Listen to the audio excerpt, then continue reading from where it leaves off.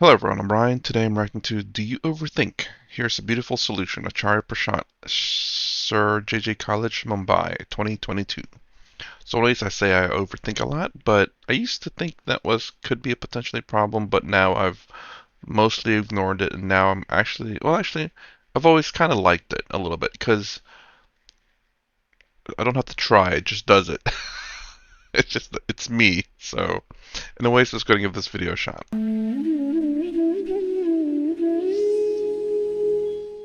Good afternoon, sir. I'm Tuhina Chatterjee and I'm in first year. So I usually tend to overthink everyday things like everyday situations, like even if it's just my bus not reaching the destination and things like that. So, how do I not let this fear take over myself? For me, it's really weird that she said fear. But again, it's all a matter of how we look at things. I tell her that's like, I'll tell that person, I think I overthink things. I think I usually do it, but I like it because it makes me think of all possibilities. It's just how it works. I look at it more of a positive than a negative. But the thing is, though, is that person says fear. You shouldn't necessarily fear that you overthink things. It can be beneficial. I know this ain't exactly the right words, but I hope that that person changes their perspective on how they overthink things as again, like a positive. Of course, it all depends on how you overthink things, but it's a great way to, I don't know, for me, it's kind of, again, like how I said, it's a perspective. So I channel that overthinking into solutions as opposed to just negative, which it seems like that person's doing. It's like very negative outlook, overthinking in a negative manner, as opposed to overthinking in a positive manner, which would be weird to say. But the way you overthink in a positive manner is solutions.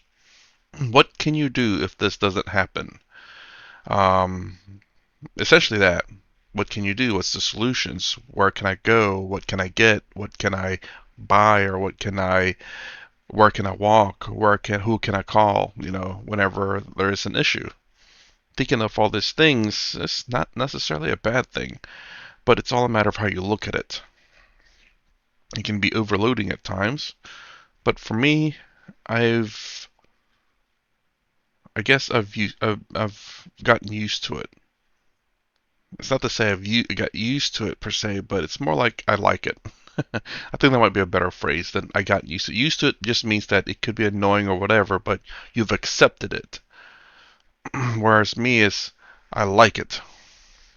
Because again, I think of solutions and not necessarily look at it as oh no, there's a problem. What else could go wrong? I'm going to be late for work. I'm going to be late for class. I'm going to get a zero. I'm going to be late for studying. I'm going to be late for this and that and that. Instead, I'm like, okay, what can I do? What can I do to fix this problem? Who can I call?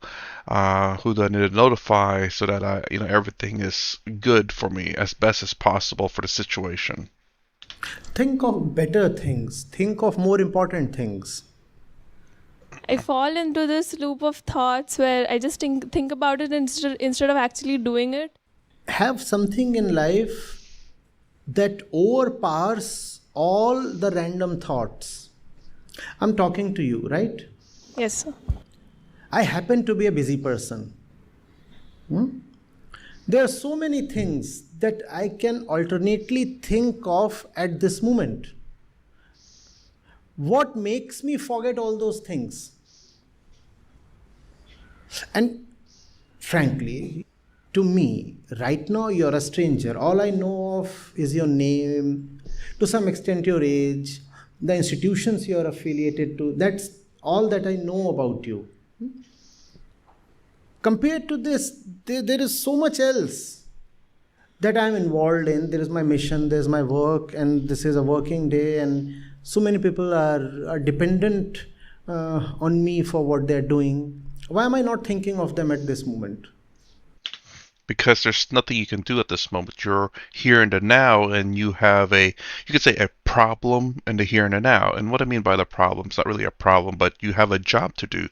His duty right now is being here, I guess, getting asked questions. So that's what he needs to focus on. Those other things, he's not there. He's not able to make any influences at the moment, and it's something that can wait because that's still in the future, or yeah, it's something in the future. Whereas this is here and now. That's my guess.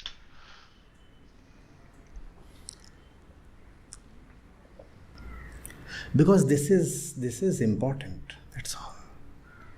When you do not have that in your life, which is important, when you do not have a sense of the worthy, the result will be that a lot of little things will invade the mind.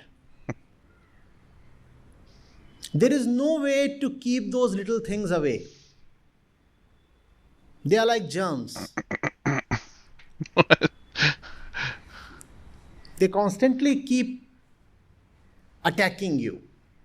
You cannot keep them away. You can only have a strong inner immunity. Is there a way to keep germs away? Virus or bacteria or other kinds of pathogens? Is it possible? No, they are everywhere. I keep my hand here. They are here. This air that I breathe in, they are in the air. How do I ensure I am 100% shielded against them? Not possible. Hmm. However, there is one thing that is possible, which is my inner immunity. And that inner immunity is called importance. Know what is important. I'll say this to that.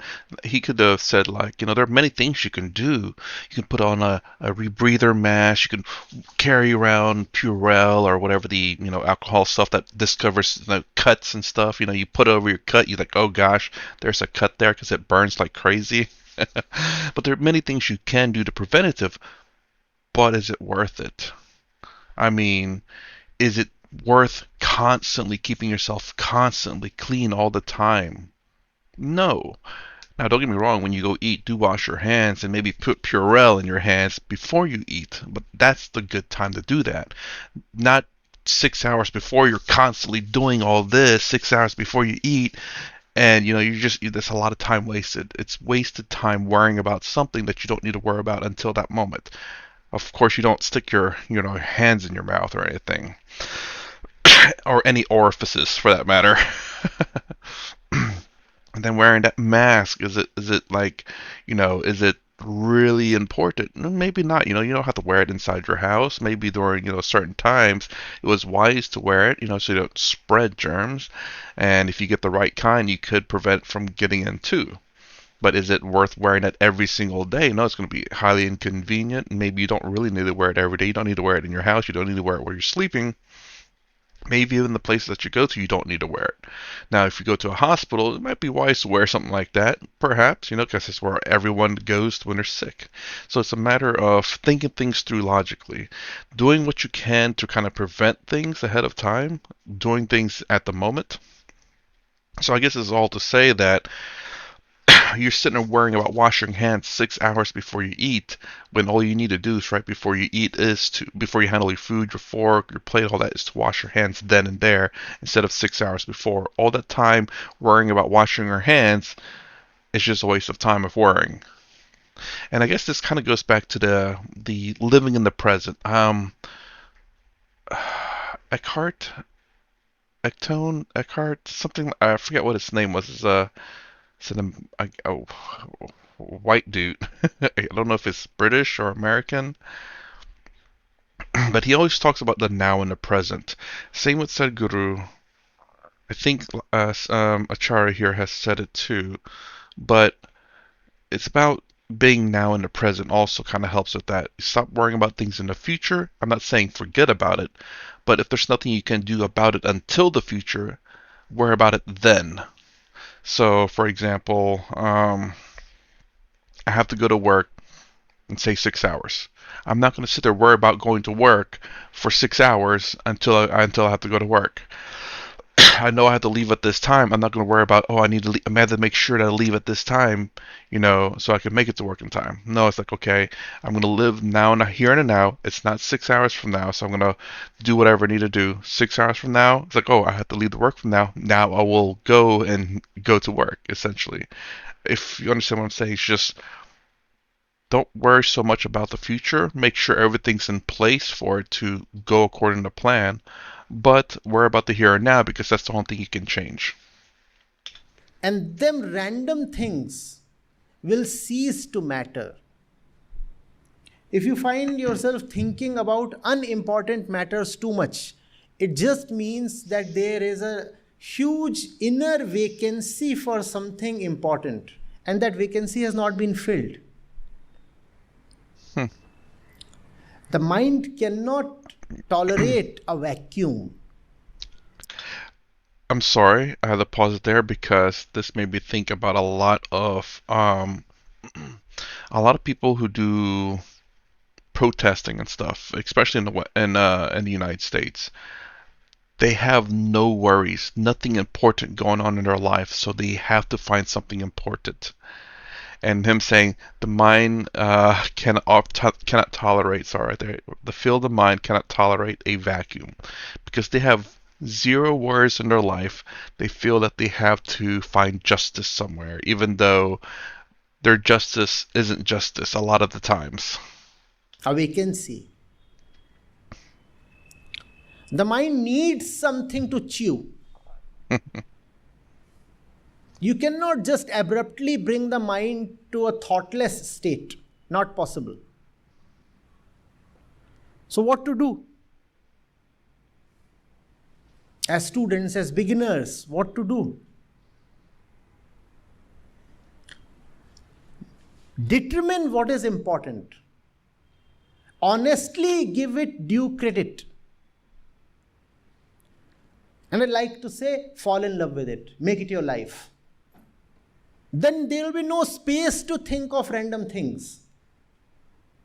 And is that not beautiful?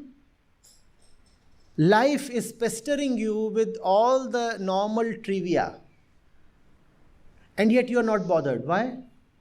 Because there is a mighty inner thing you have embraced. And you simply don't have the time, the space to look towards anything else.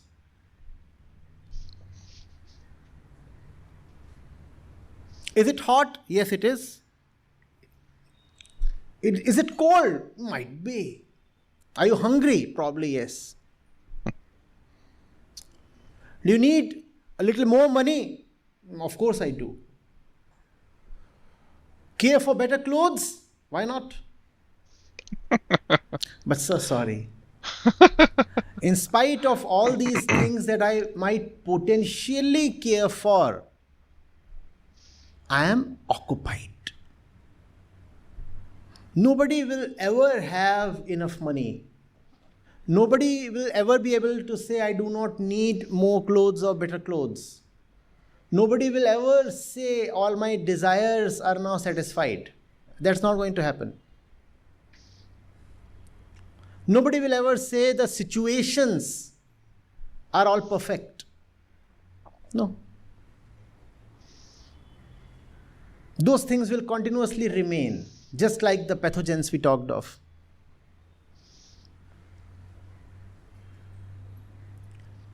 But along with them, taking precedence over them, an inner sense of importance can remain. And that has to be developed. It won't just come. As a young person, you need to figure out very clearly what is worth doing. What is important in life? Else, you're traveling to the college and you're looking out of the bus window and you see something happening, something by chance, the usual trivia, and it will capture you. And you will find yourself thinking about it 30 minutes. 30 minutes of life gone on nothing. And that's how most of us simply waste away our entire life on on Nothing. nothing in particular. So what did you do your entire life? Nothing. Nothing in particular. Though I was always occupied. I was always occupied. But what did you do? Nothing. Nothing in particular. Okay, let's say you get a 1 week break. A Diwali break, let's say. 10 days break. And somebody asks you, what did you do actually? Is that not an honest answer? Nothing in particular. And that's what happens when you have nothing really important to do. You do nothing. At least nothing in particular. Or of importance. And it's unimaginable the lengths of time that you can simply squander doing Nothing in nothing in particular. particular. I'll say this though a little bit. I mean, there's nothing wrong, nothing in particular that's wrong with doing nothing in particular. It depends.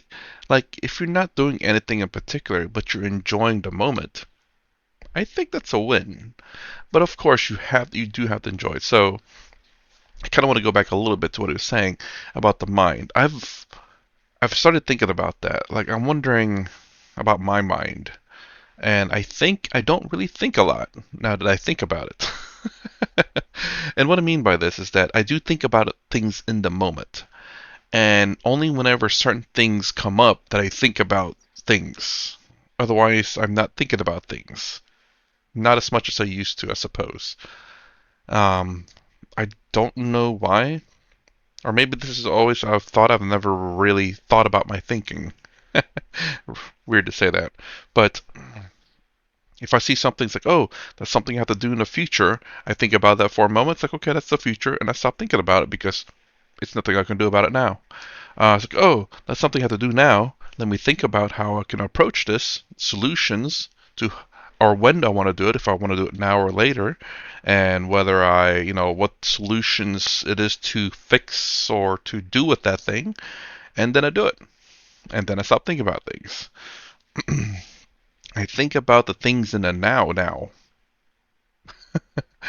and and it has I suppose it has quieted my mind, I suppose.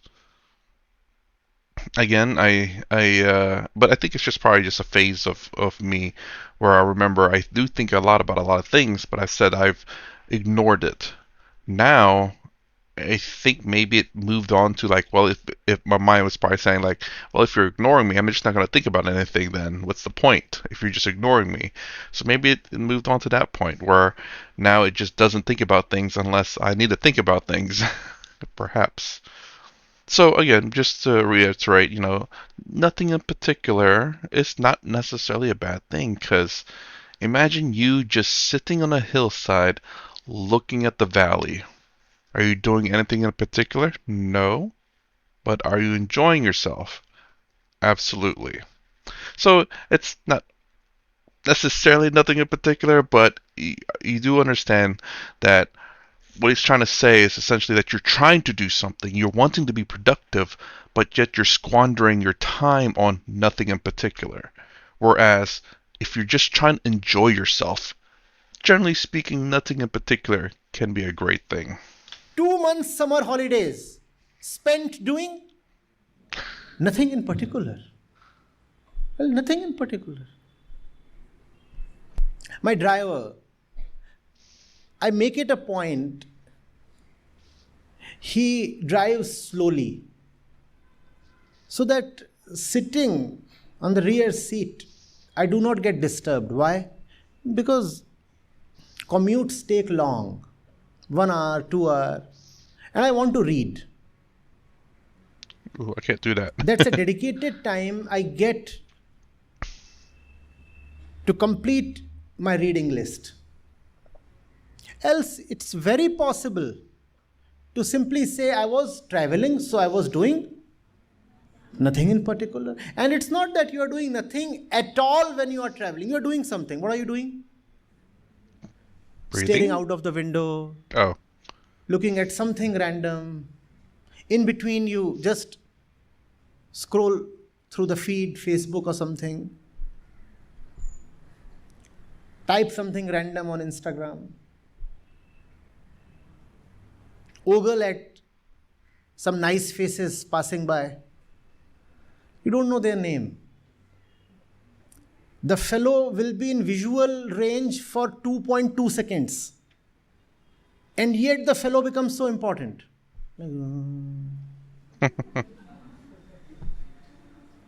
2 seconds you stare, and then for 2 minutes you think. By the time the next pretty face comes, you have already forgotten the previous one. Real quick. So, mind you, this is my interpretation of what he's saying. I'm not sure if I'm 100% right, but that's how I interpret what he said. But also at the same time, mind you, if you're upset about me pausing a lot, it's because you're watching my reaction. And if you haven't seen this on his channel, you're doing yourself a disservice and you're doing Acharya a disservice. You need to watch his stuff first before watching it on my channel. This should be your second viewing of his stuff. Third thing, that person overthinking things is great for architecture. Just don't let it slow you down because you want to make sure you think about architecture quite a lot and make sure that you do things right because you're building someone's building and you want to make sure you overthink it. I guess the saying is over-engineer, which tends to be overthinking things, and that can be a good thing. It can be. There is such thing as bad architecture or bad engineering. Uh, so find the right balance. And the world can be an unending succession of pretty faces. 2 hours will fly away. You did your entire journey doing nothing in particular. The name of the journey is life. Now, death has arrived. And death asks, What so have you tell done? me, how was it? What did you do? Well, nothing in particular.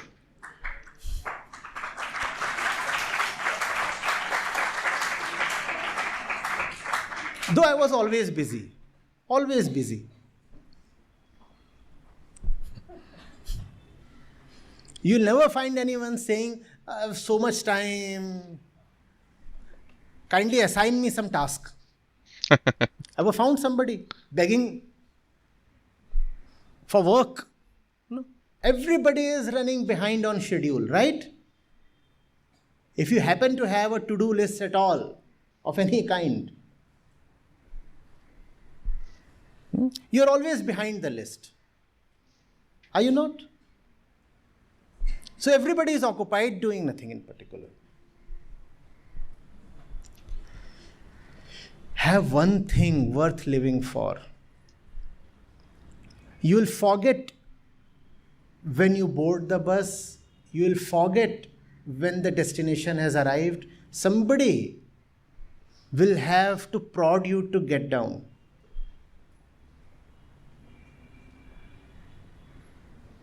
You will be so immersed. That's a beautiful word, no? Immersion. How do you like it? Immersion. How about that? Does that appeal to you? Immersion? Have you experienced that sometimes? Immersion? Huh? That alone is the way to live. If you're not immersed, you are scattered.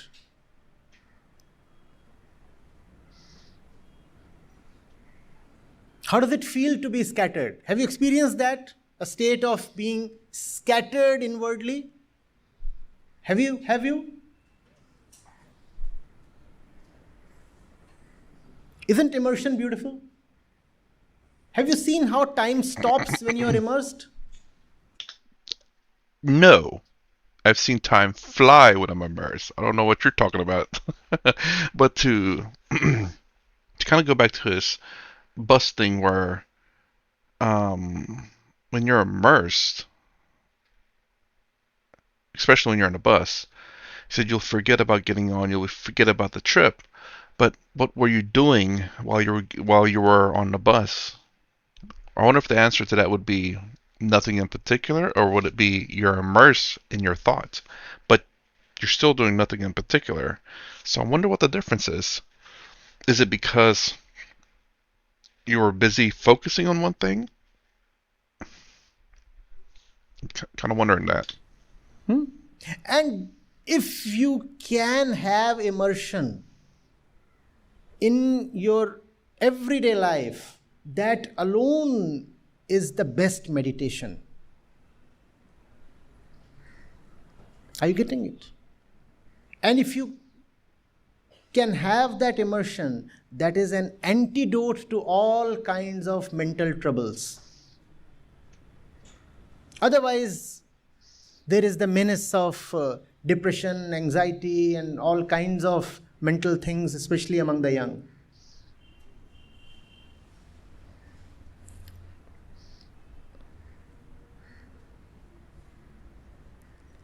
The one who has something to live for will never be mentally sick.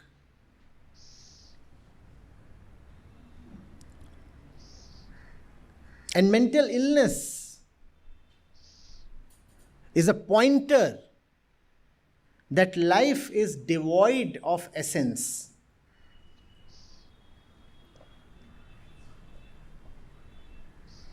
I have no time to be anxious. How about that? Are you suffering from anxiety? What's the answer? I have no time to be anxious. Even anxiety requires time. I don't have time. How can I be anxious? Are you afraid? I have no space for fear. When fear comes, I say, sorry, no vacancy. Not that you aren't great. Obviously, you are great and powerful. The entire world kneels to you. You're wonderful. But as far as I'm concerned, no vacancy. Give all your inner space to something that is beautiful for you. Let there be no vacancy.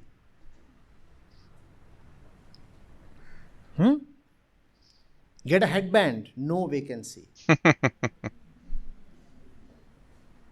Or have a t-shirt. Straight on your heart here, no vacancy. That might send the wrong send the wrong message on your heart. I have no vacancy in my heart. But obviously we understand what he means. No vacancy for things that are essentially relevant. Now I was thinking about it's like no vacancy. And it's like to me that almost sounds like busy, always busy. You're always so busy that you have no time for anything. You don't have any time for anything. It's like that's not good though. But perhaps the thing that your what your goal is isn't something necessarily like, oh, I need to finish a house or get a CEO job or something like that, something very grand. But perhaps the goal is to be enlightened in a sense. So at that point, the ultimate your goal in life would be something very, very important. That is not necessarily meaningless at all because once you hit that goal, even if you hit it early, you would have no problem the rest of your life.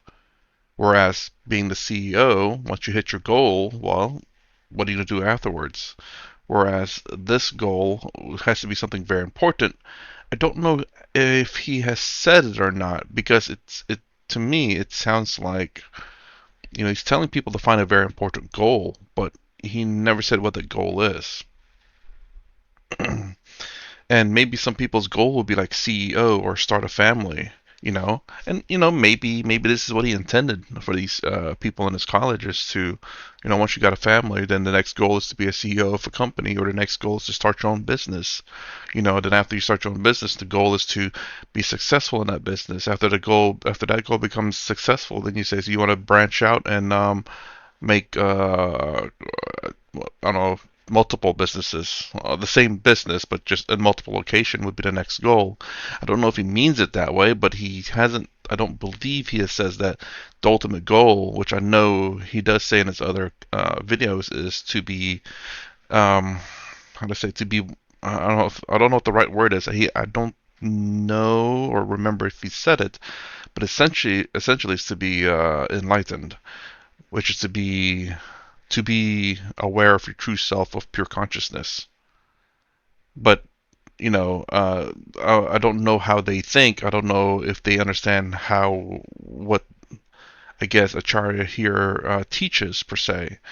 But whether they're going to see that the ultimate goal is to graduate college first, then after that they have to find another ultimate goal to keep their mind away from being like, scattered, as he's speaking here. Occupied, engaged.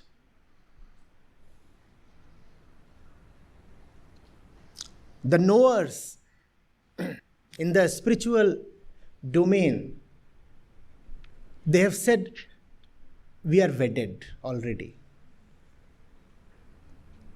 And not only in the spiritual domain, obviously you know of Bhagat Singh. So he was just 22 or 23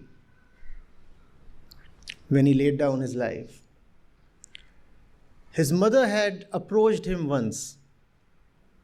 You'll have to marry. You'll have to marry. He said, but I already am. And she was shocked. How can my son do that? What's her name? And what did he say? What did he say? Azadi. So no vacancy.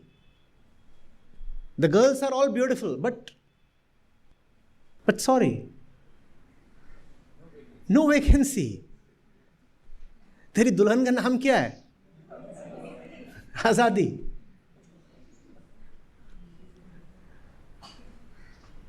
Already married, no vacancy. And that's why you remember him today. And that's why all others have become the dust of time. And Bhagat Singh is immortal. Even though he left his body at 23, yet he is immortal. And there were those who lived long lives for 90, 100 years. And yet, as we say, are just the dust of time. Who cares for them? That's the difference.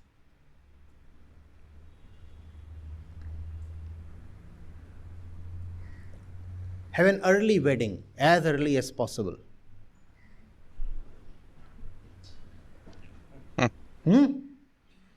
Not the kind of wedding that requires social, religious, and legal sanction and ceremonies. An internal wedding. Let nobody know of it.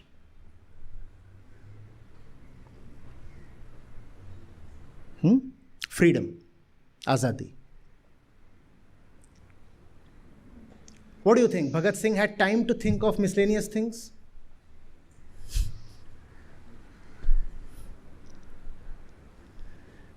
How occupied he was, you know of it. Even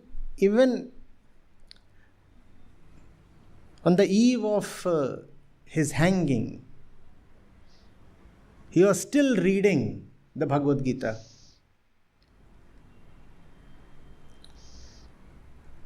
A copy of that, in fact, that particular copy is still preserved. Or was he thinking, tomorrow I'll die, what will happen then? Was he thinking? No. He said, but I still have a few hours. Let me spend these hours with the beloved. I have something very important to do. Or was he doing nothing in particular? Was he doing nothing in particular even in his last hours? No. He said, let me spend this time in reading. And he was a voracious reader. At your age, he was so well read.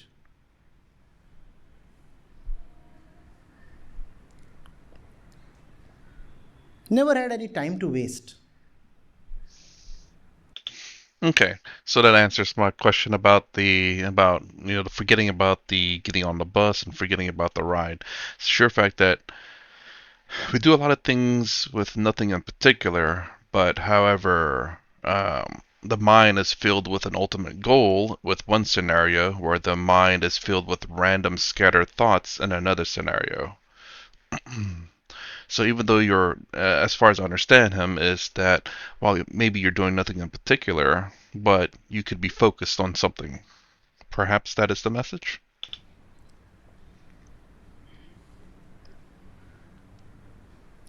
I don't know, this one is from Bhagat Singh or one of the other great revolutionaries, but they actually marked the last page they read in their favorite book. And somebody out of curiosity asked them, it said, tomorrow you are going to be hanged. You will be no more. Why are you marking this page? And very mystically he said, because I have to continue from there.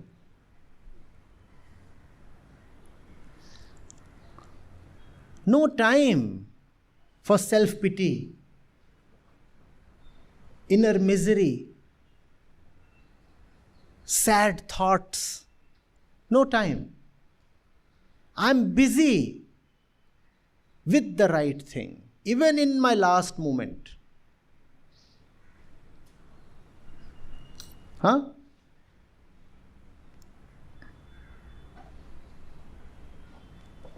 How about such a life?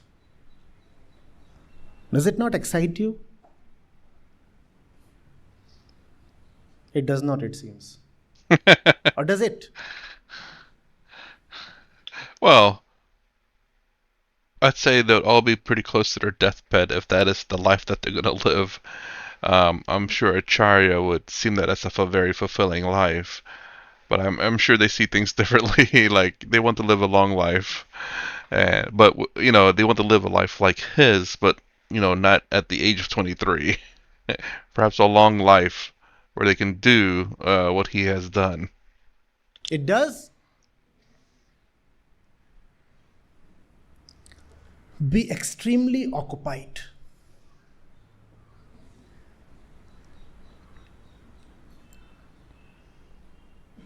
Don't be like these wanton flies or insects. Seen how a mosquito behaves? Sitting here, sitting there, or a fly hopping from here to there. Doing? Don't be like that, please.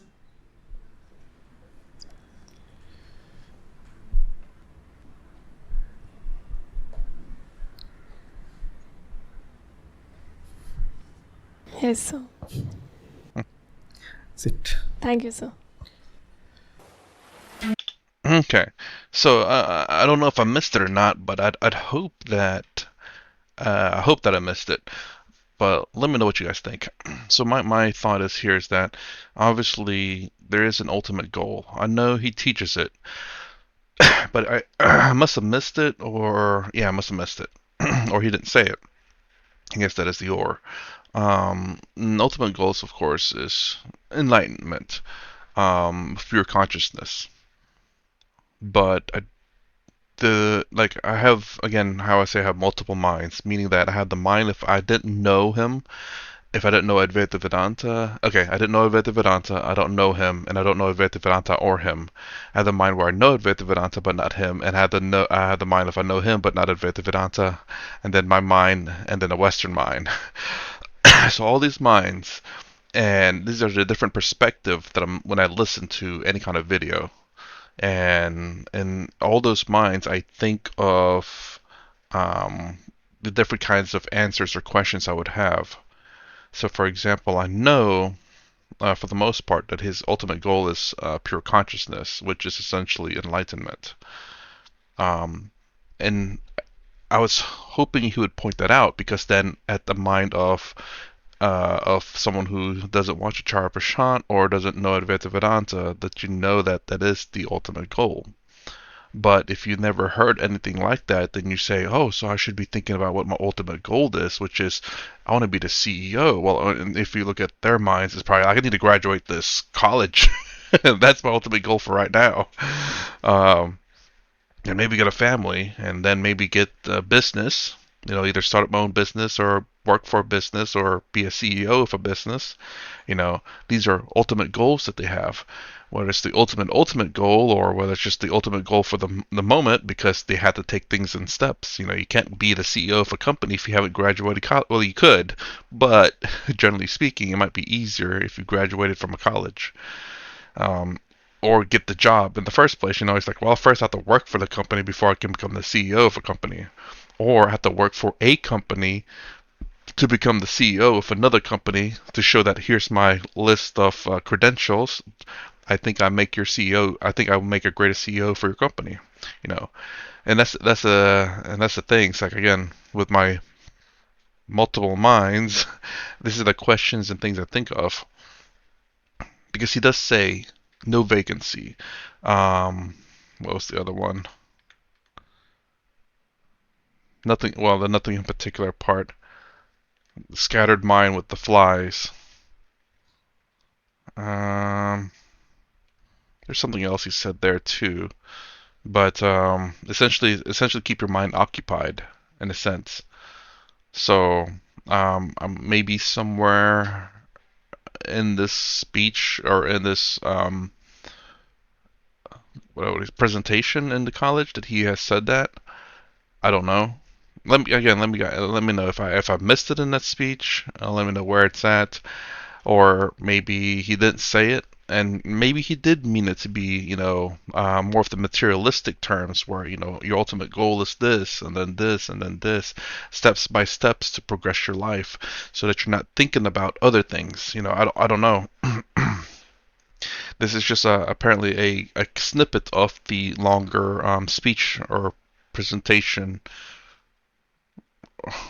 of this college that he's did. So anyway, that's my reaction to Do You Overthink? Here's a beautiful solution. If you like my content, please consider subscribing. Thumbs up, thumbs down below. Thanks for watching. I will see you in the next vid.